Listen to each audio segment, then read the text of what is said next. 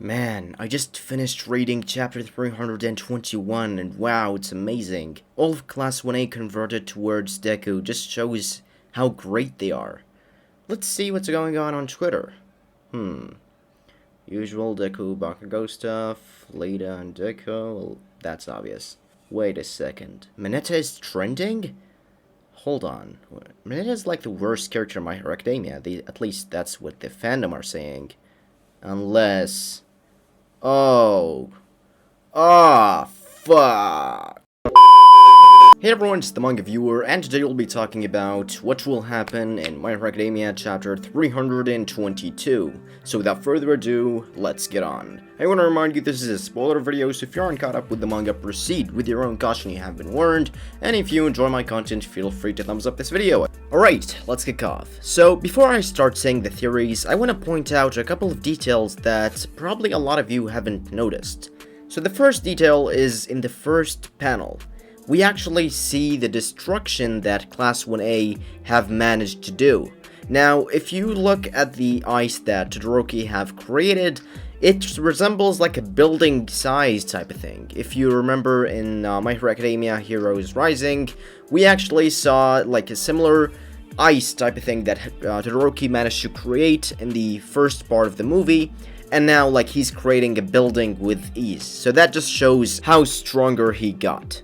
The second detail is the dialogue between Todoroki and Deku at first, when Todoroki tried to convince Deku that maybe this is a trap by All for One, maybe you shouldn't do this, maybe you shouldn't listen to him, but Deku insists on going on. It's actually a similar thing to when Deku tried to convince Todoroki that he should use his fire more, and that it is his power.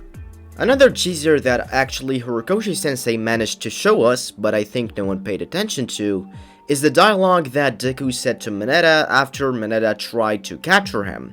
He said, "Sorry Mineta, that old me is gone." So that actually answers a lot of you guys' questions, because a lot of you have been asking me, like, do you think if Class 1A managed to save Deku, will Deku, like, go back? And the answer is, well, you know, as I highly suggest that Deku will not come back. In fact, he will actually, like, go on his own.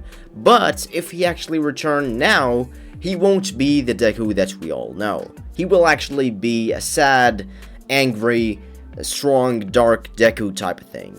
Another cool detail to think about and an Easter egg is how Class 1A actually managed to pull off this amazing stunt of sending Leda at a super high speed that he eventually reached Deku. They first actually did this. Momo Yarurozu created a ladder where Todoroki, Bakugo, Ida, and everyone of Class 1A just stand behind it so that they can unleash at supersonic speed. First, Ashido created an Acid Man 0.1%, and you might be thinking, why is it 0.1%, and why is it acid? Well, it will help Bakugo create more and, you know, more explosive explosions type of thing, and the reason it's why it's for 0.1%, so that it won't, like, melt Bakugo's armor or, like, melt Bakugo's hands.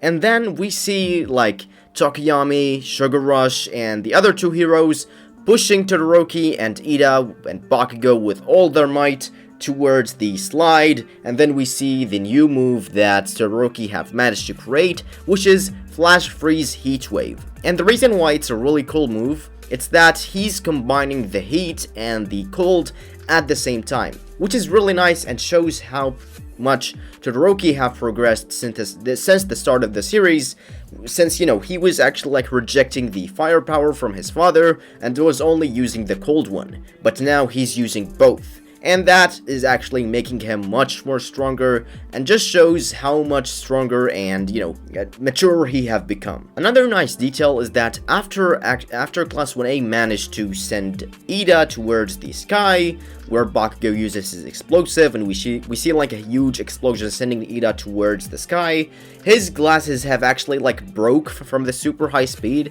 I'm actually, like, wondering how the glass didn't affect his eyes or something. So after that, we see the real emotions of Deku, of him crying after Ida reaches his hand out towards Deku, and he actually managed to catch it. That's another parallel to where Bakugo got saved by Kurashima and Class 1A. They made the same move, but the difference is this time it's much more stronger, much more faster, and everyone of Class 1A got to participate in it, which is really nice. The final picture, or like the final picture in the final panel, is what actually got me worried a bit. We see Deku kind of like shocked or something, and it's pretty surprising because this could indicate a lot of things. First is that something might have happened to Ida, maybe something inside Deku might have happened, because we see the second user of One For All talking and saying if there's anything that can bolster Deku right now and make him stronger, are those people who are feeling the same way towards Deku.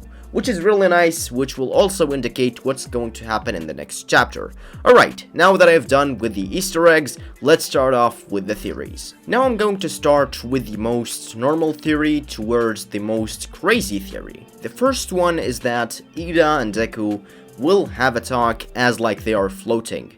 Because we know Deku have float quirk, so he probably won't just like leave Ida's hand and just say goodbye, and then Lita will fall down. I don't think that's the case, at least not now. I think Ida and Deku will have a heart-to-heart conversation, whereas actually it's a really interesting thing. A lot of people said that Ida is the perfect one to catch Deku since they are friends. Yes and no at the same time. Ida is the perfect one to catch Deku because he knows exactly how he feels. Think about it. Ida is actually the person who lost his brother and couldn't manage to save him, and tried to avenge his brother by going all alone, and ended up getting cornered and asking help from his friends, to which Deku and Todoroki arrived, and they defeated Stain all together. So it's like the perfect example and the perfect candidate to show Deku that I've actually gone alone, and you are the one that saved me. And that's why Ida actually said the sentence of Ingenium is the hero that saves the people who are crying, and the essence of a hero is someone who's middling in front of other people's businesses or something like that. So it's like really interesting to see those interesting panels. So I think they will have a heart-to-heart conversation where they basically explode their feelings and talk about it and say, let's say like for example Deku will say that I can't be with you guys because this will happen, and then Ida will say, you said this to me once, Deku, when I went alone, and you told me that we are friends, we're not leaving each other. So it will be a really interesting thing to see this conversation happen, and just like getting the, a new character development for both Deku and Ida. I mean, Class 1A have all grown up so much. Like, we see Kurashima in the first panels, where he basically says that I want to say so much to Deku, but I can't because Deku is now like flying and I can't do anything. So it's really interesting to see how everyone is feeling towards Deku. The second theory, and probably like one that's really dangerous, is that Ida will basically, like, when he's trying to reach towards Deku, and like he's like going to challenge Deku, and since like the last panel showed a shocked Deku basically or something, probably indicating that something have happened. Maybe as like Ida catch Deku, a bullet or something will arrive and it will shoot let's say Ida or Deku, or probably someone of Class 1A or something like that. It will be really interesting to see, like, for example, All For One coming in, or some of the villains coming in and say, well, we have found you, or something like that. Or, let's say another thing, there's actually another theory that's really cool, is that as, like, they are talking, Deku will, close his eyes, he will shut himself off again, and he will be like, I'm sorry, Ida, but I can't take your help. And then, he will like throw his hand towards a building or something so that he can land safely at least. And he will fly away as like everyone of Class 1A is watching him and they're like, we failed to catch him. I feel like that's a way to go with the chapter. And like after that, something will happen that will separate Class 1A and Deku, where Deku will fall into All For One hands, and All For One will win again, as always. So I think that will be another interesting theory to talk about. And if that actually happened, it will represent the same panel where Deku laid down as like he's watching Shigaraki and the League of Villains, the Nomus, everyone is leaving. so it will probably be like a nice transition towards it. And you know, we see Deku just going on his own, not wanting to hurt his friends, even though they tried their best to catch him. So that's a way of going to it. If Horikoshi-sensei tries, for example, to go with the more safe side where Deku and Ida is talking their hearts out, and you know, they are basically going towards, you know, their conclusions of their ideals, I feel like that would be a great idea too, and they both like land on a building, and after that maybe All For One arrives and another battle occurs. I feel like if Deku will actually like accept going on to the UA, it will be a bit hard because he will be like 24 hours a day just standing still and being ready towards everything.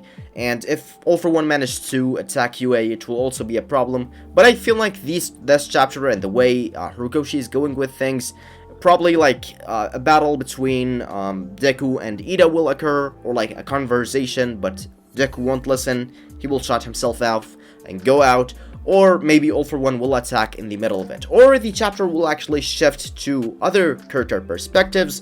For example, like Shigaraki, maybe All For One, gonna see him like smiling as like he's watching a screen or something.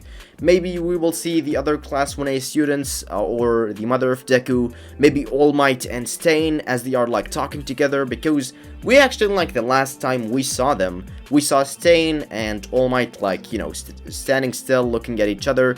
So probably, you know, the conversation between them will occur. Maybe we will see another side of the One For All users, where basically the second users say to the third user, like, remember when this happened, for example, and you were the one to pull me off. So it will probably be a nice translation to see all of that. And, you know, I think that's all the theories that I have got to say for this chapter. I really hope you guys have enjoyed it. Just want to clear something up that a lot of people have been asking me on Twitter too. If Mineta is bi or not. Well, here's the thing. The original translations is more like Mineta being dramatic towards Deku. He's like, you know, being a heart-to-heart bro type of thing. You know, he's not being too, you know, romantic or something. There is actually a Japanese translator that actually confirmed that as well. So just wanted to talk about that since a couple of people have asked me. Anyway, I hope you guys have enjoyed it. If you enjoy my content, feel free to thumbs up this video or feel free to join my channel. Thank you guys so much for watching. I have been the Manga Viewer, and I will see you all next time.